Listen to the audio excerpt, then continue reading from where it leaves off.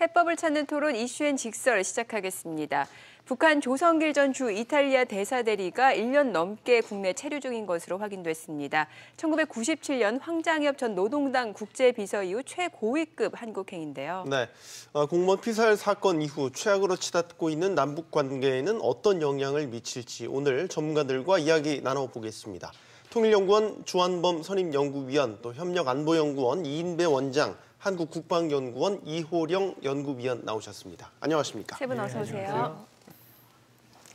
네, 조성길 전 주 이탈리아 북한 대사대리가 지난해 7월 국내 입국했다라는 사실이 공개가 됐습니다. 자, 왜 1년 3개월 동안 비공개였던 사실이 지금 공개가 됐을까요? 그런 생각을 해봤어요. 예. 일단은 이게 지금 여러모로 이게 복잡한 일인데 인도적으로 봐도 이게 굉장히 위험한 일이거든요. 네. 사실은 뭐 그 딸이 지금 북한에 있는 그렇죠. 상황이고 네. 본인한테도 위험할 수 있는 상황이고 시큐리티 차원에서 그리고 남북 관계 전략적으로 봤을 때도 지금 이 시점에서 공개하는 것이 정부로서도 남북한의 어떤 관계를 좋게 만들려는 노력에 보면 별로 도움이 안 되는 건데 일단 국정원을 통해서 공개를 했단 말이에요. 그러니까 이게 참 전략적 의도가 참 궁금하다라는 생각이 하나 드는 부분이고요. 그러다 보니까는 여러 이제 뭐 음모론적인 시각이지만 여러 가지 서해에서의 공무원 피살 사건이라는 네. 것 때문에 시끄러운 일들이 있으니까 예. 혹여 그것을 원래 여의도 정가에서 그런 이야기 하거든요. 이슈는 이슈로 덮으라 이런 말 하거든요. 네. 그러니까 그런 차원에서 나온 것 아닌가라는 의심까지 나오는 뭐 그런 상황인 것 같습니다. 저는 여기 꼭 한 가지 짚고 싶은 게 한 가지 있는데요. 예.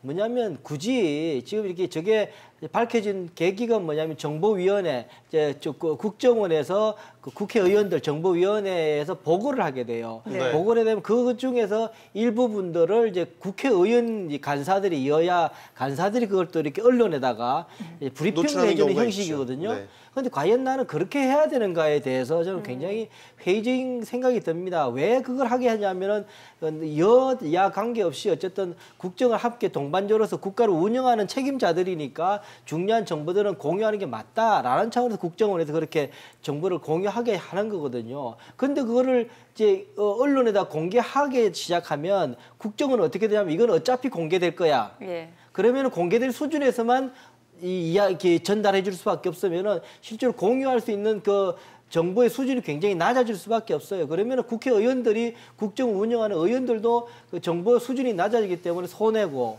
그러고 나서 또 이게 국정원은 그렇다 보니까는 공유하는데도 어렵고 그런 상황이 지금 악순환이 이제 되고 있거든요. 그래서 좀 이렇게 나오게 되면 여러모로 국정원에서 굳이 저렇게 정부위원회를 해서 하는 이유가 뭔가? 그럼 국회의원들은 그냥 그 국정원의 정보의 대변인 같은 역할밖에 안 되는 네. 거죠. 난 그래서 저는 그 형식을 좀 바꿔야 된다라는 생각을 좀 모두에 조금 말씀드리고 싶어서 말합니다. 네. 네.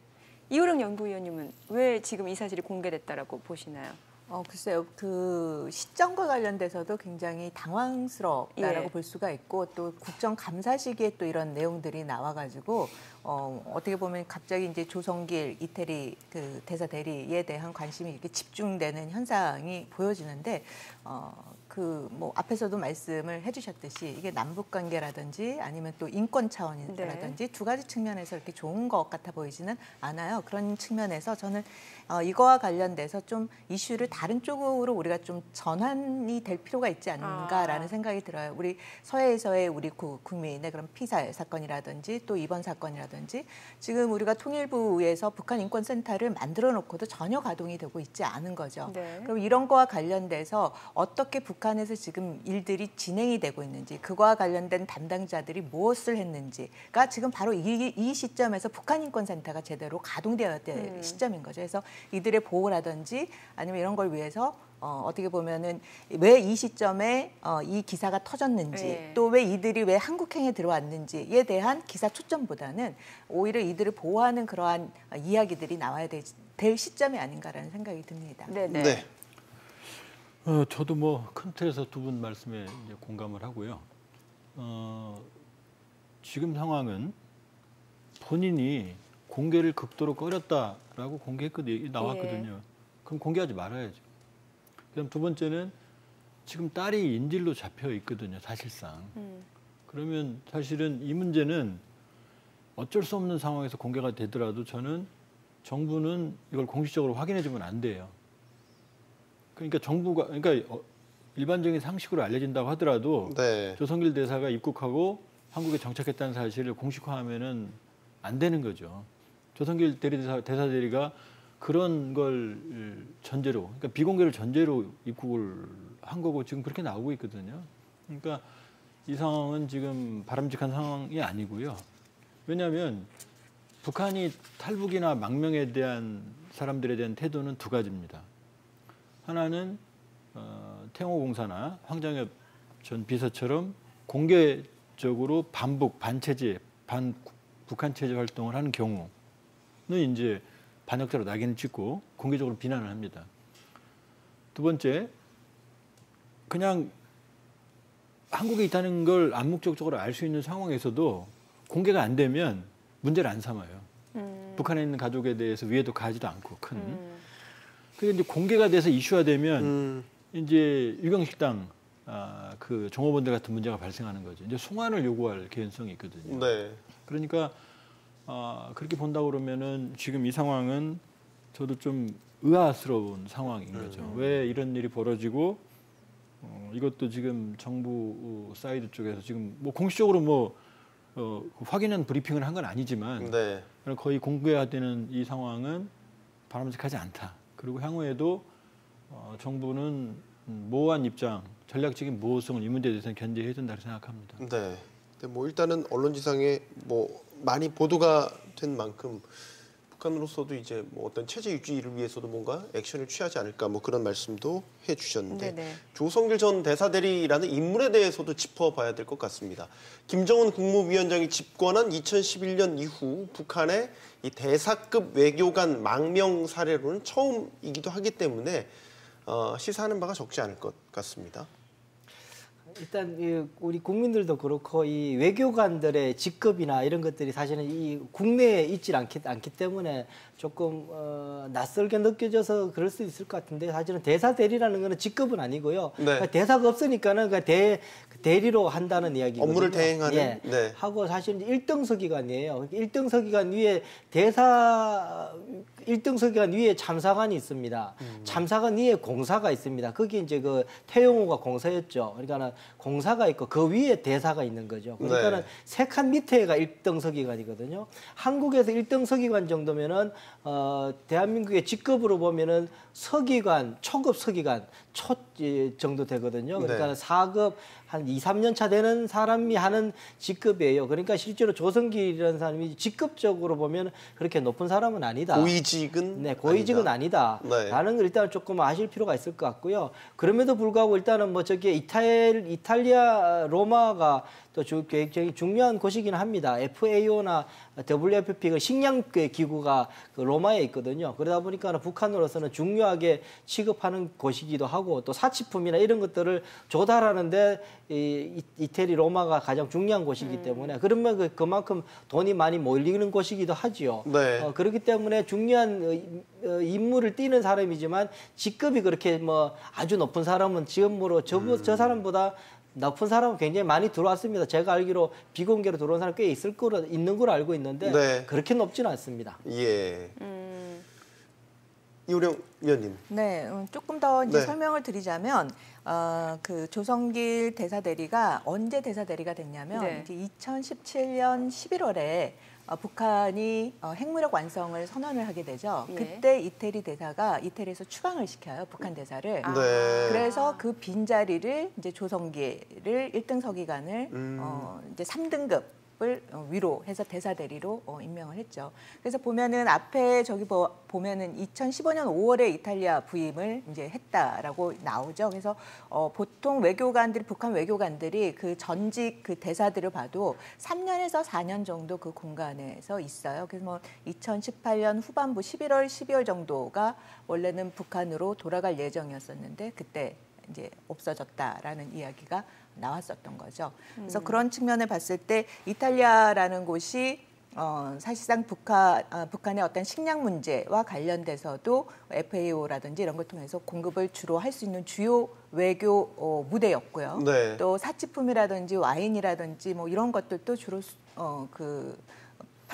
이탈리아를 통해서 공급을 받았던 것이기 때문에 특히 유럽 지역에서 북한 외교의 무대가 주요 이제 세 군데가 있는데 하나가 영국, 그다음에 스웨덴, 네. 그다음에 나머지 하나가 남부 쪽으로는 이탈리아인 거죠. 그래서 저 위치는 굉장히 북한 외교에서도 중요한 위치를 점하던 곳이었고 그런 데서 북한이 2017년에 핵무력 완성을 선언하자 이탈리아가 바로 대사를 추방을 시켜버렸고 네. 그 자리에 이제 조성길 대사대리가 바로 임명이 됐었던 그런 상황이었던 거죠. 그런 배경이 있군요. 그 직급으로 본다면 고위직은 아닌데도 불구하고 대사의 대리를 할 정도면은 그 입지라든지 그런 건 나쁘지 않은 인물로 보여지는데 망명이라는 뭐 어쨌든 선택을 한 것은 또 생각해봐야 할 부분인 것 같고요. 그렇죠. 이제 저도 이제 그 말씀 좀 드리고 싶은 게 좀 의아스러운 게 지금 모든 언론들이 약속이나 한 듯이 황장엽 비서유의 최고위급 망명이다 이렇게 말하거든요. 그렇게 비교를 하죠. 예, 근데 그건 틀린 말이죠.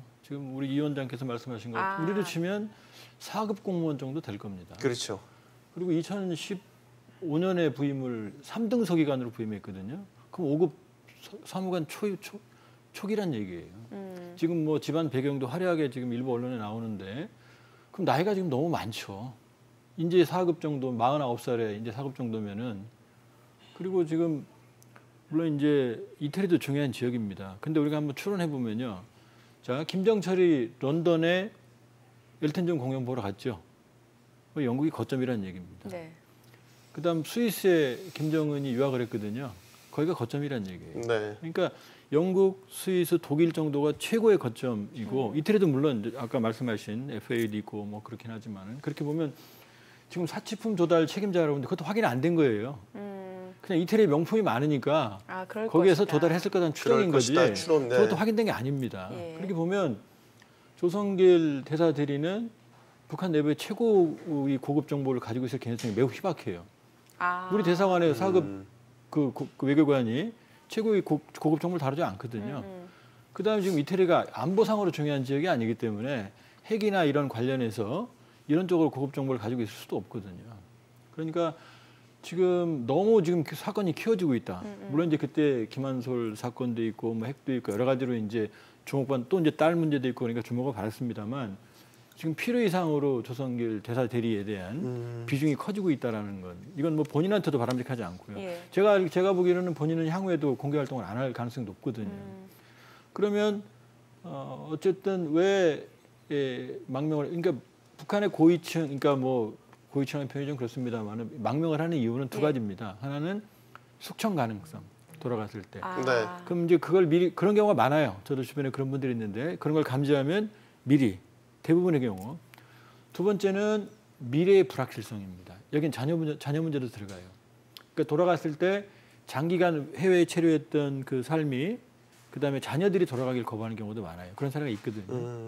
그러니까 이런 두 가지 이유 있을 수 있고 조성길 대사대리 같은 경우 일단 뭐 확인은 안 됐지만 북한 내부의 양가 모두 엘리트 고위층 집안인 건 확실히 보이거든요. 네. 그럼 숙청보다는 아마 미래에 대한 불확실성이나 자녀 문제 아니면 이런 개연성이 좀 크다고 봐야죠. 개인적인 어떤. 조 전 대사대리를 반체제 인사라고 보기에도 어렵지 않습니까?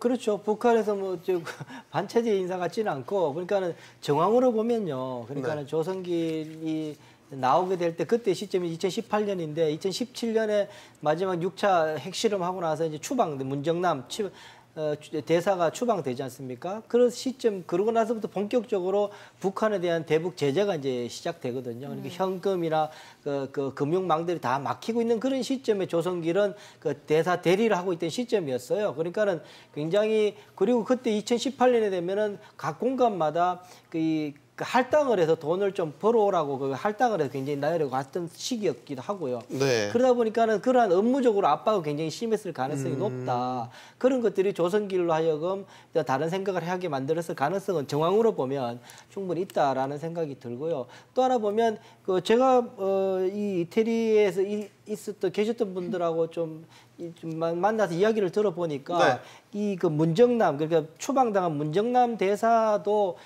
그 당시 2017년 당시에도 이 사람이 몸이 안 좋아서 아주 중병이기 때문에 거의 두문부출해서 그 활동을 안 하고 있었던 상황이었다 그럽니다. 네. 그 말은 무슨 말이냐면은 조성길 대리대사가 3등 서기관으로 있으면서부터 꽤 많이 업무에 관여했을 가능성은 높다. 그렇기 때문에 쭉쭉 올라가서 바로 대사 대리를 하면서 활동할 수 했었기 때문에 이태리 대사관에서는 대사 대리임이지만 활동 영역으로 보면 꽤 많이 깊숙이 관여되어 있을 가능성은 좀 있지 않겠느냐라는 게 이제 어제 사람들을 만나서 쪽의 정황을 파악해 보니까 네. 그런 상황은 좀 추측은 가능했습니다. 네. 전 한 가지 궁금한 게 앞서서 조한범 연구위원님께서는 그 망명을 선택한 이유는 크게 두 가지일 가능성이 있다. 뭐 돌아갔을 때 숙청 가능성 아니면은 미래에 대한 불확실성, 자녀 문제 말씀을 주셨는데 숙청은 아니다라고 보시는 거고 그러면 미래에 대한 불확실성이라고 말씀을 주셨는데 근데 왜 딸은 북한에 송환이 된 걸까요? 부모가요. 부모가 어린 딸을 놓고 의도적으로 망명할까요? 그렇게 안 하죠. 이는 없다고 봐야죠. 네. 원래 계획은 딸이 들어 있었을 겁니다. 그런데 조성길 부부가 망명을 할 때 무슨 가방 준비하고 짐 챙기고 이게 아니고 그냥 나 산책하러 갔다 올게 이렇게 잠적한 거거든요. 네. 근데 마지막 순간에 이 계획이 발각이 났거나 그러니까 딸을 동반하기 어려운 상황이 발생했겠죠. 그러니까 가야 되는 상황인데 예. 딸은 데리고 올 수 없는 상황이었겠죠. 아. 그러니까 일단 본인들이 잠적을 했을 개연성이 있고 그렇기 때문에 딸은 뭐 본인들 지금 북한 측에선 이태리에서 외교 문제로 비화가 됐었어요. 어린 딸을 강제로 납북시켰다라는 것부터. 근데 그랬더니 북한 측에서는 아니다. 평양에 조부모들이 양갓집 다 있고 그리고 본인이 원해서 지금 갔고 지금 아마 지금 딸은 평양에서 치료를 받고 있다. 무슨 병명은 뭐 얘기는 안 했고요. 네. 이제 그렇게 북한 측에서는 발표를 했거든요. 그래서 예. 일단 이태리에서는 그 문제는 봉합이 됐습니다. 봉합이 됐고 후임으로 근데 이제 후임으로 간 것도 조 전 대사 대리의 후임도 대사 대리예요. 대사 대리가 갔어요. 그러니까 정말로 이태리가 중요했다 그러면은 그렇게 오랫동안 대사 대리 체제 저렇게 장기간 유지하지 않죠. 알겠습니다. 또 하나 저희가 예. 추방하고 나서 말씀하시죠. 추방을 나서 때 그 대사에 대한 아그레명을 안 조사하면 그럴 수도 있습니다. 그래서 이태리 쪽에서 추방시켰거든요. 예, 예. 네. 추방하고 나서는 대사를 받을 때는 본국에서 받는 쪽에서 그 아그레명을 받아야 되거든요. 그래야지 대사로서 일을 업무를 네네. 할 수 있게 되는데 아마 그걸 안 줘서 그냥 대사 대리로. 그 대사 대리로 그냥 임시직으로 그렇게 했을 가능성도 저는 있다고 생각이 드는데. 네. 예. 그래서 시리아 대사랑 겸직, 그 대사 대리를 하면서 겸직을 하는 그런 방안을 선택을 했어요. 네, 알겠습니다. 저희가 또 하나 짚어봐야 될 게 그러면 조전 주 이탈리아 북한 대사 대리는 왜 한국행을 택했냐? 원래는 제3국 얘기가 그렇죠. 나왔었어요. 미국 얘기도 예. 나왔었고 한국행을 택한 배경도 사실 따져봐야 될 것 같습니다. 예. 어떤 부분부터 말씀 주시겠습니까? 그거는 뭐 지금 전부 다 추측인 거죠. 근데 지금 네, 추측임을, 추측인 네, 전제로 가운데서 하고요. 이제 나오는 얘기인 건데 뭐 처음부터 한국을 선택을 했을 거냐, 아니면 제3국을 선택을 했을 거냐, 그다음에 제3국을 선택을 해서 거기에서 받아들여지지 않아서 다시 또 한국으로 올 수밖에 없었던 그런 상황이다라는 이런 여러 가지 시나리오를 생각을 해볼 수가 있는 거죠. 근데 중요한 건 그러한 과정 속에서 지금 현재는 한국에 있다라는 이야기가 나오는 거죠. 그러면 이런 상황에서 무엇을 우리가 중점적으로 봐야 되느냐라고 봤을 때 많은 분들이 이렇게 와서 한국에 있을 때 그들이 지금 앞에서도 이제 이야기가 나왔지만 자기가 한국에 있다라는 사실을 알리지 말라라는 부분을 굉장히 강조하지 않았습니까? 네. 그러면 그러한 부분과 관련돼서는 굉장히 존중을 해줄 필요가 있다라는 생각이 들고, 그다음에 두 번째로는 지금 뭐 기사들을 이렇게 보니까 부인이 평양에 있는 딸이 걱정이 돼가지고 이런 부분을 언론에 제보하면서 이러 한국에 있다라는 것이 이야기가 나왔다라고 했는데 보면 굉장히 유경식당에서의 그 탈북자들 간의 이견이 있어가지고 이 문제가 언론을 통해서 나와서 다시 이런 탈북자 문제가 또 북한이 받아가지고 제기했던 그 과정이랑 굉장히 모습이 유사해 보여요. 그래서 저는 이거를 보면서 왜 부부가 같이 어떻게 해서 탈북을 해서 왔는데 자식의 문제를 갖고 남편과 부인이 다른 입장을 보여가지고 탈북을 했다라는 것이 밝혀지게 받게 되는지에 대한 요 보도 부분이 저는 정말 굉장히 의문시가 되거든요. 그래서 이 부분이 정말 그런 건지 아니면 그 전에 우리가 전에 봤던 유경식당에서의 탈북자들 간의 그런 이견에 의해서 북한으로 오라 아니다 해서 또다시 인권 문제가 제기됐던 그런 것이 또 재발될 가능성이 있지 않은지 해서 우리는 좀 이런 부분을 걱정을 할 필요가 있다라는 생각이 듭니다. 네. 최고. 우리가 이제 먼저 짚고 넘어가야 될 게요. 유럽은 국경이 없죠, 사실상. 그러니까 유럽은 요인 보호 프로그램이 상대적으로 취약합니다. 그러니까 세계에서 요인 보호 프로그램이 가장 잘 돼 있는 국가가 미국하고 한국입니다. 네. 그러니까 조성길 대사대리는 워낙 이슈화됐기 때문에 예. 안전이 또 따를 문제가 있기 때문에 안전과 보안이 제일 중요했을 거고요.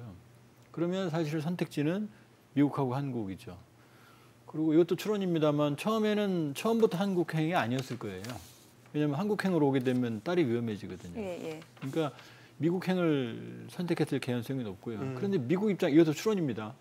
미국 입장에서 보면 지금 한 4급 공무원 정도 되는 사람, 네. 1등 서기관 정도를 받아들여서 평생 보호 프로그램을 가동하고 생계를 책임질 만큼의 어떤 판단을 했을까는 좀 의문이 가죠. 그렇다고 북한 내부의 핵심적인 정보를 가지고 있을 개연성도 떨어진다고 봐야죠. 그런데 그러면 바로 한국으로 온 것도 아니고 작년 7월이면은 상당한 기간이 경과한 다음이거든요. 이미 안전지대로 완전히 피신한 상태에서 어디든 갈 수 있는 상황이었는데 그럼 그 기간 동안에 어디로 갈지를 고민했다고 봐야죠. 그러면 최종적으로 한국은 가장 그렇게 따지면 비공개를 전제로 했을 때 가장 안전이 보장될 수 있고 그 다음에 사실은 이후에 생계에 대한 문제도 자동적으로 해결될 수 있는 국가가 한국이거든요. 그렇기 때문에 완벽한 비공개를 전제로 한국행을 택했을 거다. 그러나 처음부터 한국으로 오려고 했을 개연성은 제가 보기에는 여러 정황상 높아 보이지는 않습니다. 지금 이게 또 어떤 남북 관계에 있어서 영향을 미치게 될까요? 어떻게 보시나요? 저게 공개되기 전까지는 영향을 안 미쳤죠. 근데 지금 예. 저게 자꾸 파장이 커지기 시작하면 저는 그 중요하게 지금 이호령 박사님이 좀 굉장히 중요한 말씀을 해주셨는데 그러니까 한 사람은 원했고 한 사람은 안 했다는 이야기 루머성이 나오고 안에는 안 원했다는 이야기가 나오는 거는 굉장히 지금 그 까다로운 문제가 될 수 있거든요. 그 문제가 확대 재생산되면 그 행간을 그 틈을 파고들고 북한 쪽에서는 또 새로운 어젠다를 만들 가능성이 있다. 송환 요구를 하거나 할 수가 있다라는 차원에서 보면은 조금 이제 까다롭게 진행되고 있다는 생각이 들고 제가 좀 이야기를 들어본 바에 의하면 이번에 이 조성기로 오는 상황들이 왜 한국이 왔을까라고 해서 좀 사람들 이야기를 쭉 종합해 보면 이걸 이 망명 과정에서 한국하고 미국하고 같이 합작으로 했다. 그래서 조성기는 한국에 오기로 했은 상황이 있는데 사실은 한국 정부로서는 지금 남북한 관계에 모든 것을 올인하고 있기 때문에 조성길이 들어오는 것 자체가 그렇게 크게 아주 반길 일은 아니죠. 그럼에도 불구하고 받아야 하는 상황은 이제 미국하고 협조 처지가 있었기 때문에 미국의 권유에서 받은 것 아니냐라는 이야기도 지금 상황도 돌고 있거든요. 그러다 해서 이제 조성기는 한국에 들어올 수 있었다. 그런 이야기까지 돌고 있습니다. 네. 예, 말씀하시죠. 지금 저도 이제 이 박사님이 말씀하신 게 우려가 되는데요. 북한은 남한에 있다는 게 확실해도 공개가 안 되면 문제를 안 삼아요. 왜냐하면 이 문제가 커지면 북한도 좋을 일이 없거든요. 근데 지금 떠돌고 있는 루머, 결국 그 부부 중에 한 사람이 지금 탈북 자체에 대해서 문제를 제기하고 있고 만일 돌아가길 원한다면 이건 유경식당 사건의 재판이 될 수가 있어요. 그러면 북한은 가능하면 침묵하고 싶겠지만 제가 걱정되는 게 지금 서해 공무원 피격 사망 사건이 범죄거든요. 그 불법입니다. 그럼 우리는 그 문제를 불법 문제를 지금 제기하고 있는 상황인데 만일에 그 루머가 사실이라면 지금 그 중에 한 분이 돌아가기를 원하는 걸 공개화시킨다고 그러면 그게 이제 사실로 확인이 된다고 그러면 북한은 송환을 요구하겠죠. 그리고 이것이 자발적인 탈북이 아니고 불법적인 납치다, 남편에 의한 혹은 뭐 한국 당국엔 이런 식으로 빌미를 조작을 해서 그러면 이제 서해 사건이 희석이 되는 거예요. 그렇기 때문에 저는 이 시점에 왜 이 문제가 이렇게 크게 다루어지고 예상보다 크게 다루어지고 부각되고 지금 뭐 블랙홀처럼 다른 이슈를 잡아먹고 있거든요. 예. 이거는 조 대사 부부에게도 딸에게도 비극이고 지금 한국 남북 관계나 이 정세에도 심지어는 북한에게도 도움이 안 됩니다. 이 사건은. 여러 가지로 어수선한 상황에서 조성기 상황이 커지는 건. 그렇기 때문에 매우 의아스러운 상황이 벌어지고 있다는 데서 우려를 금할 수가 없죠. 네네. 말씀들 들어보면 어떤 경우의 수를 따져도 남북 관계에 도움이 될 건 없고 오히려 긁어부스럼 같이 상황이 확대되고 있는 것 같은데 이효령님 의견 주시죠. 그렇죠. 지금 보면은 우리가 서해에서 그 피격된 우리 국민에 대한 문제도 지금 풀리지 않은 상황인 거죠. 예. 해서 공동조사를 요구를 해도 북한이 지금 전혀 반응을 보이고 있지 않은 상황에서 지금과 같은 이 대사 대리가 지금 한국에 왔다라는 이러한 사실은 북한이 이 이슈로 갖고 우리가 서해에서의 그 문제를 풀고자 하는 거에 오히려 마이너스 효과를 가져올 수 있다라는 점에서 이 두 가지 사안이 다 각기 다른 사안이지만 북한은 언제든지 이런 걸 갖고 전술적으로 활용할 수 있다라는 측면에서 우리가 굉장히 주의 깊게 이 문제를 다뤄야 되는 거죠. 네. 자연스럽게 뭐 다음 이야기 주제로 넘어갔는데 네네네. 역시 지금 최대 현안 중에 하나는 공무원 피살 사건 아니겠습니까? 공동조사 이효령 위원님께서 말씀해 주셨지만 실제 북한이 응할까라는 부분에 대해서는 다 의견을 한 분씩 들어봐야 될 것 같습니다. 어떤 부분부터 말씀 주시겠습니까? 우선 이게 공동조사라고 지금 이제 어젠다가 나오고 있는 상황을 보면 이 공동조사의 전제 조건이 논리적인 전제 조건이 뭐냐면은 시신이 있었던 그 바다에 있다라는 전제가 되는 거죠. 예. 네. 그 이야기는 무슨 말이냐면은 우리 군 정보 당국이 처음에 그 다양한 정보를 취합해서 정밀 분석한 결과라고 군 당국에서 발표할 때 결과 그 시신을 훼손했다는 이야기를 했지 않습니까? 네. 근데 그게 안 맞는 거예요. 그러니까 훼손 안 했어야지 저게 공동조사가 된다는 첫 번째 전 조건이 붙게 되고요. 또 하나 조심해야 될 것은 공동조사를 하게 되면 그 바운더리를 정해야 될 거거든요. 한국은 어느 정도에서 서해 쪽에 할 건지, 북한은 어느 정도 할 건지, 그런 NLL 선을 두고 어떻게 할 것인지에 대한 얘기가 또 나와야 돼요. 지금 그렇지 않아도 지금 우리 한국 정부가 경찰에서 찾고 있는 중인데도 끊임없이 지금 그걸 이야기하고 있다는 거잖아요. 그리고 자기들이 끊어놓은 서해 경계선을 넘지 마라라고 이야기하고 있다는 상황이란 말이에요. 그렇게 된다면 혹 잘못하면요 공동조사를 하게 된다 그럴지라도 네. 이게 경계선 때문에 이게 우리는 NLL까지는 우리가 하겠다. 안 된다. 우리가 선까지 해야 된다라면 또 새로운 이슈가 또 나오게 돼요. 그래서 이게 왜 나는 공동조사라고 이야기했는지에 대해서 저는 조금 반대입니다. 처음부터 차라리 그러면은 공동조사를 응할 것 같았으면 그냥 북한한테 익스큐즈하고 그 기름도 없는 북한은 기름도 없거든요, 그죠? 그러니까 우리 기름 가지고 우리가 조사해서 해서 비무장 시켜서 우리 그 배가 가서 조사해서 가져오겠다. 열흘 동안 말미를 달라. 그러면 저 사람들 기름도 안 쓰고 자기들 연료 안 써서 자기들 더 좋지요.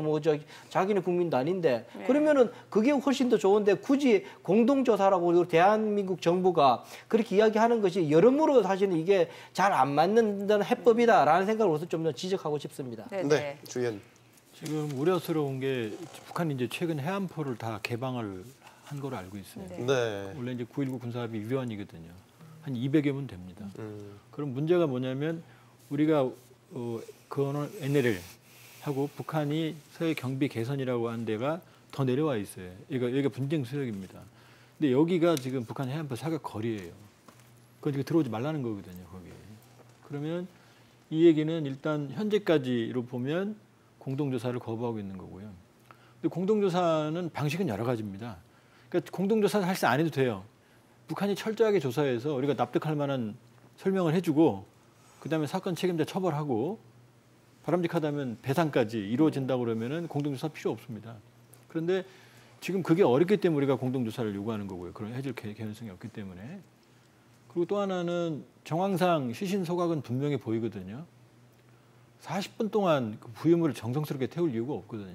그러면 안타깝지만 저쪽이 조류가 세요. 예. 조류가 세면 그러면 이 유해가 가라앉으면서 흩어졌을 가능성이 매우 높거든요. 그러니까 아마 북한은 사실상 못 찾을 거라고 판단하는 것 같아요. 예. 그렇게 보면. 그러면 지금 가장 나쁜 가능성은 대남 통지문 25일 날 했던 그걸로 끝내버릴 그런 움직임. 왜냐하면 이 사건의 총책임자는 대남 총책임자는 김여정이거든요. 본인이 네. 자기가 대남 총책이라고 그랬으니까. 근데 김여정 최근에 모습을 드러냈죠. 그다음에 군부들 박정천 총참모장, 리병철 당중앙군사부위원장이 다 책임이 있지만 이번에 원수로 승진을 했어요. 그다음에 NLL에서 작전권 가지고 있는 정찰청 국장 림광일도 대장으로 승진했어요. 이 얘기는 책임이 있는 군을 처벌하는 게 아니라 지금 승진 포상을 해버린 거거든요. 그럼 이 상황에서 책임 있는 조사를 하겠다는 의지는 안 보이고요. 예. 다만 조금 희망을 가진다고 그러면은 대남 통지문을 자세히 읽어보면 두 가지가 나옵니다. 하나는 고속정장의 결심에 의해 그 경우에 따라 고속정장에서 꼬리 자르겠다는 거죠. 두 번째는 현재까지 지도부에 보고된 사건 전말은 이상과 같습니다. 그랬거든요. 그러니까 조사는 본인도 안 했다는 얘기예요. 예. 그냥 지도부에 보고했다는 얘기 누가 보고했느냐? 바로 사건을 자행한 해당 서해 함대가 보고한 거거든요. 그러니까 개연성은 남아 있죠. 네. 그러나 여러 정황상 우리가 원하는 투명한 공동조사는 현재로서는 좀 어렵다고 봐야죠. 네네. 뭐 이렇게 북한이 비협조적이다라고 하면 뭔가 국제적인 조사 수순으로 가야 되는 게 아닌가 싶은데 여기에 대해서 어떻게 보시나요? 네, 맨 처음에 우리 또 북한에 요구할 때 예. 북한에 먼저 더 추가적인 조사를 이야기를 했고 만약 그 추가적인 조사가 이루어지지 않을 경우 공동조사를 한 거죠. 요구를 했었던 거죠. 근데 이 사실상 앞에서 이제 두 박사님께서도 잘 말씀해 주셨는데 네. 사실 둘 다 해줄 가능성은 굉장히 낮은 거죠. 예. 그런 상황에서 정말 궁여지책으로 유엔을 통해서 유엔의 그 인권 대사도 이야기했듯이 국제 공동 조사를 통해서 이 문제를 해결을 하자.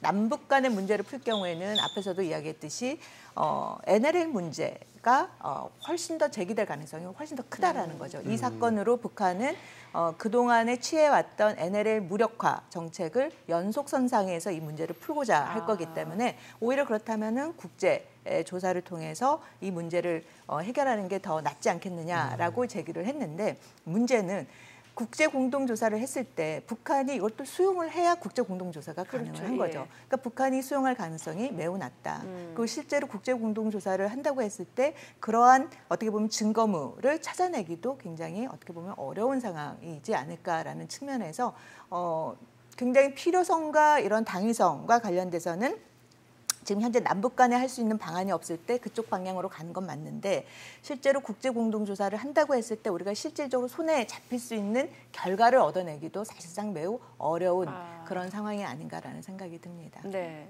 어떻게 보시나요?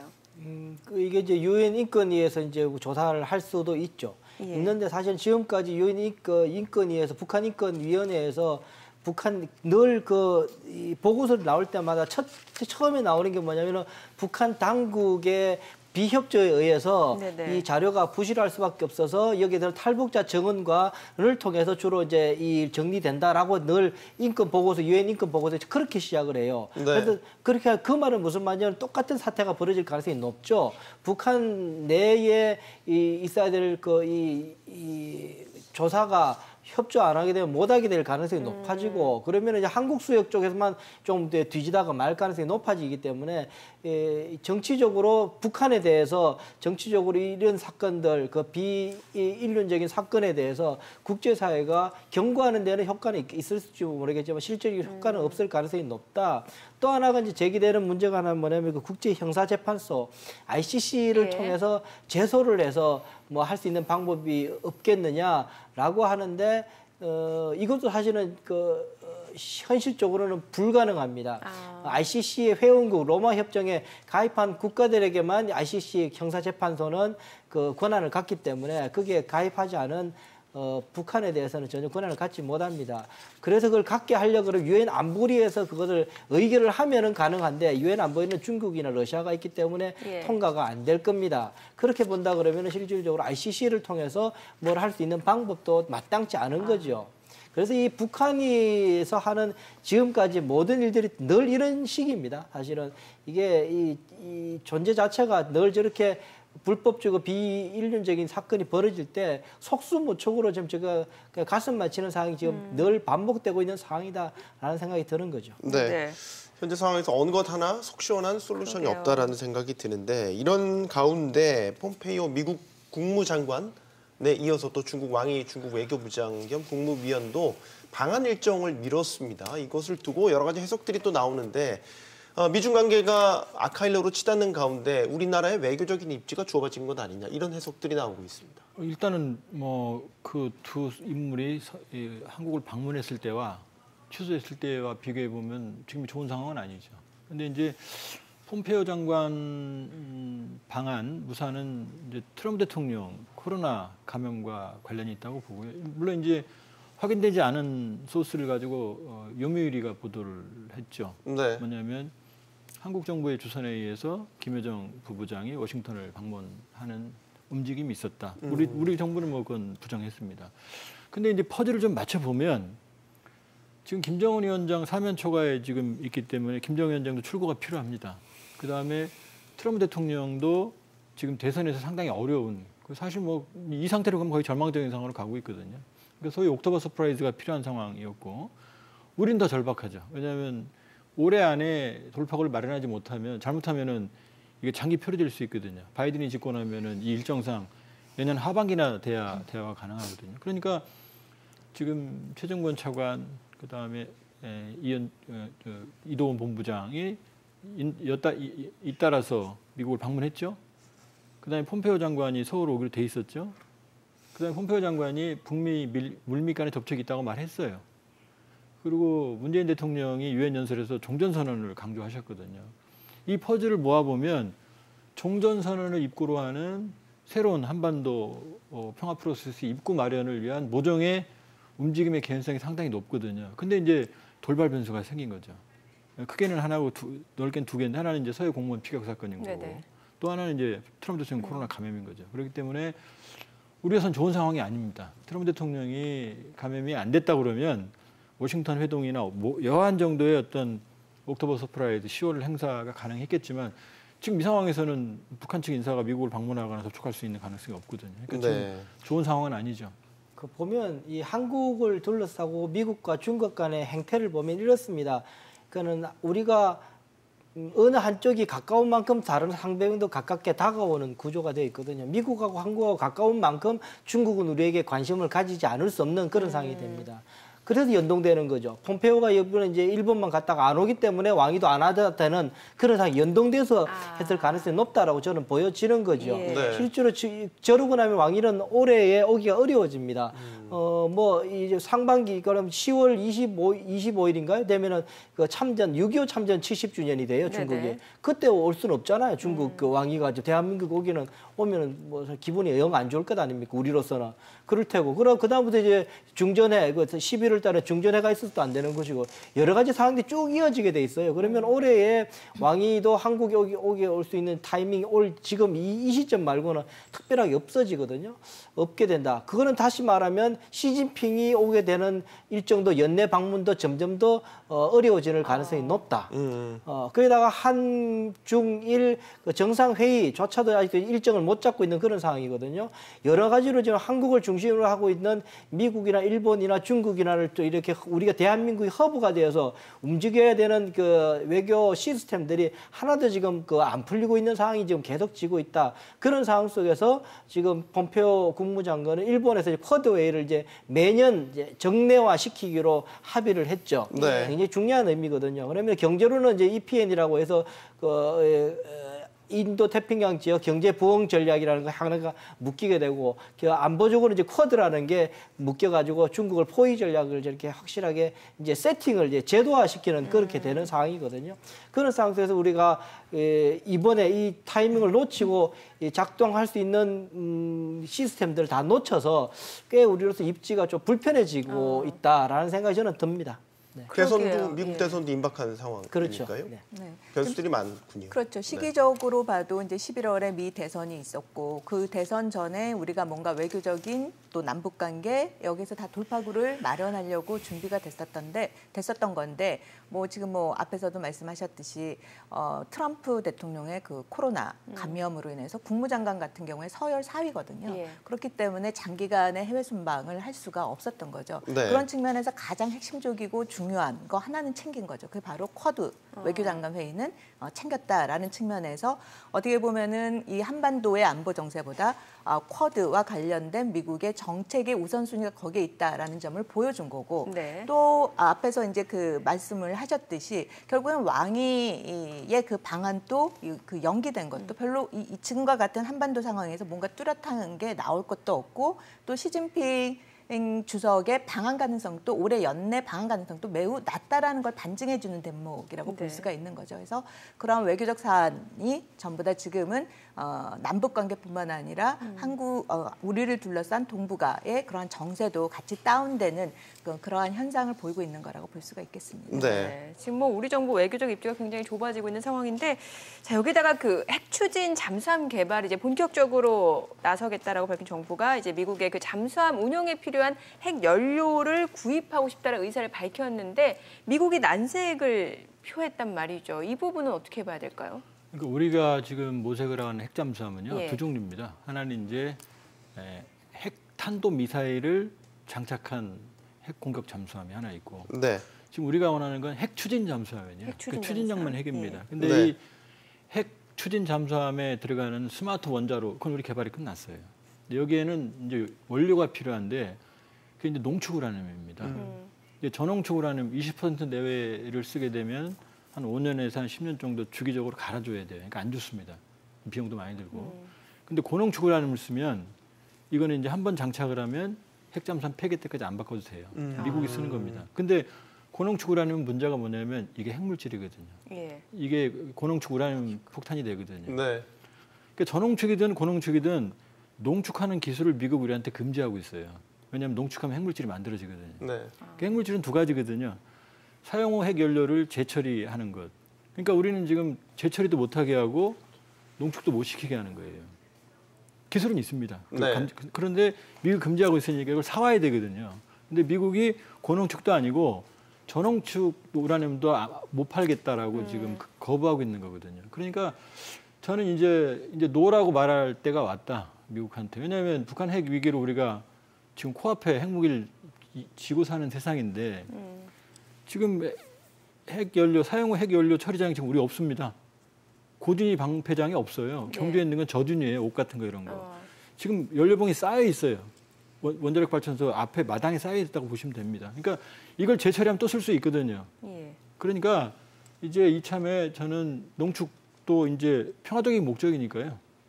농축도 미국과 협의해서 받아내야 되고, 그다음에 재처리도 받아내야 됩니다. 네. 그래야만 이게 없으면 핵 연료를 해외 외국에게 의존한다는 얘기는 굉장히, 만약에 그 연료만 끊어버리면 잠수함 쓰는 거거든요. 그러니까 저는 지금 항공모함 보유론도 나오는데 항공모함 보유론은 찬반이 많아요. 그러나 이 전략 핵잠수함에 대해서는 거의 의견의 일치가 되거든요. 이건 가져야 된다라고. 그렇게 네. 보면 이번에 미국이 안 준다 그러면 이제 원자력 협정 개정하는 거고, 원자력 협정하고도 사실 이제 뭐 관계가 없다는 게 핵잠수함 우리 이 얘기인데, 그러나 원자력 협정 안에 농축과 재처리를 금지시키고 있거든요. 그러니까 이 조항을 연계해서 풀든지 아니면 미국이 고농축 우라늄이나 저농축 우라늄 안정적으로 확보하는 그런 확인을 해주든지 둘 중에 하나 해줘야 된다고 봅니다. 그저 몇 년 전에 이 핵잠수함 이야기가 나왔을 때부터 저는 좀 그래서 좀 공부를 해본 적이 있었는데요. 예. 예, 방금 죄송합니다만 한 가지 빠진 이야기가 있는데요. 조 박사님 하신 말씀 중에 사실은 이게 이 핵 연료를 하려 그러면 우리가 흔히 지금 다루고 있는 문제는 한미 간의 원자력 협정만, 그러니까 한국하고 미국하고의 약속, 원자력 협정만 고치면은 뭐 가능할 거라고 생각하는, 실제로는 그거보다 더 미국 자체 국내법이 있습니다. 원자력법이 있습니다. 원자력법에 의해서 한국이나 외국에게 이 고농축 우라늄을 못 주게 돼 있어요. 그러니까는 한미협정 서로 간에 약속만 바꾸면 되는 문제가 아니라 미국은 국내 법을 바꿔야 돼요. 그런데 그냥 한국한테 그걸 주겠다고 자기네 나라 법을 바꿉니까? 나는 그게 쉽지 않겠다. 그래서 훨씬 어려운, 앞으로 이걸 한 발 더 들어가게 되면 훨씬 더 어려운 지난한 설득 과정이 필요할 거다라는 생각이 첫 번째 들고요. 두 번째, 과연 그러면 핵 잠수함이 필요한가? 저는 개인적으로 반대입니다. 왜냐하면 지금 이것이 뭐 중국을 우리가 대항하려고 그러면은 핵 잠수함이 필요합니다. 그렇지만 우리가 지금 막 다치고 있는 북한을 감당하려고 그러면 핵 잠수함이 필요 없습니다.